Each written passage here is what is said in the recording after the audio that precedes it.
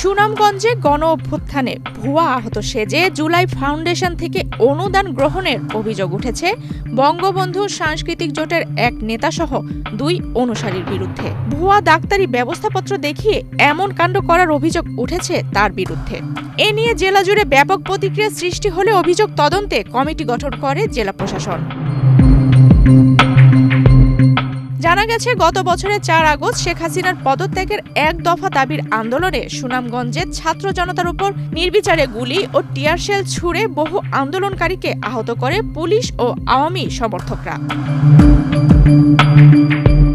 আহতদের মধ্যে থেকে গত 10 মে জেলা প্রশাসনের মাধ্যমে 232 জন সি ক্যাটাগরির আহতকে 1 লাখ টাকা করে অনুদান দেয় জুলাই ফাউন্ডেশন। তবে আন্দোলনে আহত না হয়েও 2 জন অনুসারী সহ জন প্রতি 1 লাখ টাকা করে অনুদান নেন বঙ্গবন্ধু সাংস্কৃতিক জোটের নেতা আল হেলাল মোহাম্মদ ইকবাল মাহমুদ। ঘটনা তদন্তে জানা যায়, সংঘর্ষের দিন ঘটনাস্থলে উপস্থিত ছিলেন না তিনি। এর 3 মাস পর অনুদান ভাগিয়ে নিতে স্থানীয় আধুনিক চক্ষু হাসপাতাল থেকে ব্যাক ডেটে একটি ডাক্তারি ব্যবস্থাপত্র জুলাই ফাউন্ডেশনে জমা দিয়ে আহত তালিকায় নাম তোলেন।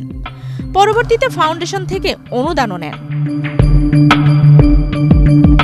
এদিকে হাসপাতালের মালিক পক্ষ ও কর্তব্যরত চিকিৎসক এই প্রতারণার জন্য একে অপরকে দোষারোপ করছেন।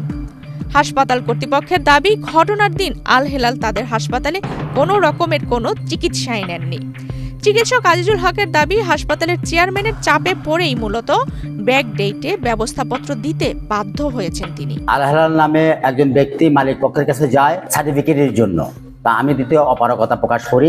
মালিক পক্ষকে আল হেলাল যে কোনোভাবে হোক ম্যানেজ করে আমার চেম্বারে নিয়ে আসে। উনি ওনার বক্তব্য বলেন যে আমি টিয়ার সেল খেয়ে আমার চোখে প্রবলেম হয়েছিল, কনজাংটিভাইটিস টাইপ হয়েছিল, অনেক পানি হওয়ার পরে আমি ট্রিটমেন্ট নেই। এই সংক্রান্ত বিষয়ে যে আপনি একটি সার্টিফিকেট দিয়ে দেন তাহলে আমি কিছু আর্থিক অনুদান পেতে পারি। তো মালিক পক্ষ আমাকে বলে যে দিয়ে দেন, সেই পরিপ্রেক্ষিতে আমি বাধ্য হয়েছি। যদিও হাসপাতালের চেয়ারম্যান ওই চিকিৎসককেই দোষারোপ করে অভিযোগ করেছেন। তিনি বলেছেন, চিকিৎসকের সঙ্গে যোগসাজশ করেই ভুয়া ব্যবস্থাপত্র নিয়েছেন আল হেলাল। আল হেলাল নামে একজন পেশেন্ট আমাদের কাছ থেকে আমাদের হাসপাতালের প্রেসক্রিপশন দিয়া এই প্রেসক্রিপশন নিচ্ছে এবং নিয়ে আপনার এটা নাকি আপনার অনুদানের জন্য নাকি জমা দেয়া নাকি কিছু টাকা আমরা শুনতেছি এইভাবে তুলছে কিভাবে। এটা আসলে এই প্রেসক্রিপশনটা যেটা আমরা দেখতেছি, এইটা আমাদের রেজিস্টারে কোনো এন্ট্রি নেই, তারপরে আপনার কোনো স্লিপ দেওয়া হয় না এটার মধ্যে। তারপরে 4 তারিখে আপনার লেখা হয়েছে, 4 তারিখে আপনার এইটা প্রেসক্রিপশনটা নিয়েছে আমাদের কাছ থেকে, কিন্তু 4 তারিখে তো আমাদের আধা বেলার পরে আমরা হসপিটাল বন্ধ করে নিচ্ছি।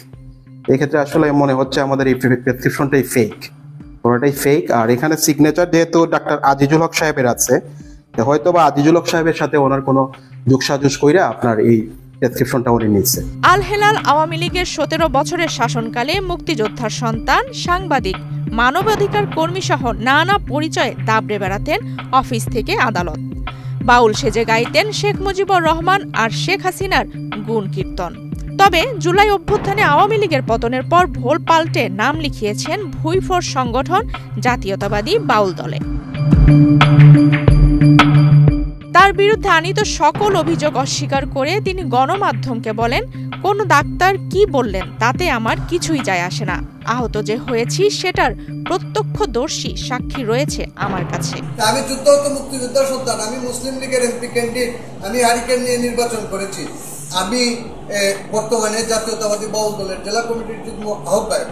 এইখানে আমার যেখানে অবস্থান সুস্পষ্ট লিখিত, হসপিটাল দিয়ে আপনারা হসপিটালের কাগজ দিয়ে আপনারা জুলাই যোদ্ধাদের উপর করবেন। জুলাই যোদ্ধারা হচ্ছে যারা অন্তরে জুলাই বিপ্লবকে ধারণ করেছে। আমি কেন জুলাই বিপ্লবকে ধারণ করেছি সেটি আমার বক্তব্য স্পষ্ট। বিষয়টি নিয়ে ক্ষুব্ধ প্রতিক্রিয়া জানিয়েছেন আন্দোলনে আহতরা। তারা বিষয়টির সুষ্ঠু তদন্ত দাবি করেন। আমি একজন জুলাই আন্দোলনের আহত যোদ্ধা হিসেবে আমি চাই প্রকৃত যোদ্ধা যারা আছে তারা তাদের প্রাপ্য সম্মানীয় এবং মর্যাদা পাক, এর বাইরে যেন কেউ না পায়। এর বাইরে কেউ পাইলে আমরা সুষ্ঠু ও নিরপেক্ষ তদন্ত চাই। এদিকে জেলা প্রশাসক বলছেন, বিষয়টি ভুয়া প্রমাণিত হলে টাকা ফেরত নেওয়ার পাশাপাশি দায়ীদের বিরুদ্ধে মামলা করা হবে। ভুয়া তথ্য উপাত্ত দিয়ে যারা সহযোগিতা করছে তাদের তো জাতি চিনে রাখবে, এবং ভুল পথে যদি কেউ পরিচালনা করে প্রচলিত আইন অনুযায়ী অবশ্যই ব্যবস্থা নেওয়া হবে।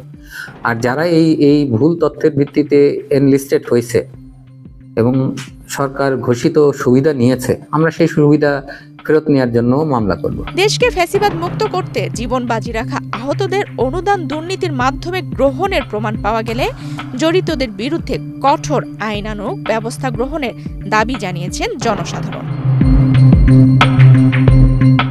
আফসানা রিপা, বাংলাদেশ প্রতিদিন।